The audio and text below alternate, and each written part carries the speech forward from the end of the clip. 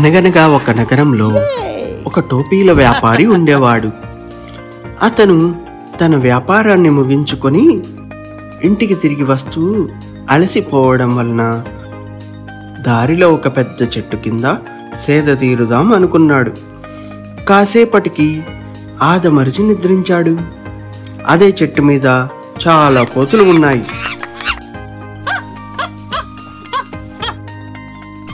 ఆ వ్యాపారస్తుడు నిద్రించటం గమనించిన కోతులు, మిత్రులారా, ఆ టోపీలు చూసారా, ఎంత అందంగా ఉన్నాయో అని అనుకొని ఆ కోతులు కిందకి దిగి ఆ వ్యాపారస్తుని బుట్టలో ఉన్న టోపీలను తీసి ఆటలు ఆడుకున్నాయి. ఆ టోపీలు అన్నీ తీసుకొని చెట్టెక్కి కూర్చున్నాయి. ఇంతలో వ్యాపారస్తుడు నిద్రలేచి తన బుట్ట వైపు చూసి ఆశ్చర్యపోయాడు. అయ్యో, నా టోపీలు ఏమయ్యాయి?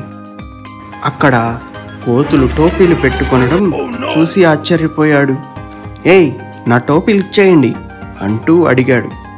అవి అలా అడిగితే ఇవ్వమని తెలుసుకున్న వ్యాపారస్తుడు తెలివిగా ఒక పథకం ఆలోచించాడు. తన టోపీని తీసి పైకి విసిరాడు. కోతులు కూడా టోపీలు తీసి విసిరాయి.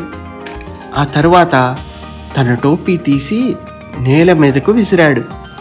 అలాగే కోతులు కూడా తమ టోపీలు తీసి విసిరాయి. ఇప్పుడేం చేస్తారు? ఆ వ్యాపారస్తుడు సంతోషంగా ఆ టోపీలు అన్నీ వేరుకొని బుట్టలో వేసుకొని సంతోషంగా వెళ్ళిపోయాడు. వస్తాను మిత్రులారా, ఆయుధాల కంటే తెలివితేటలే ముఖ్యం.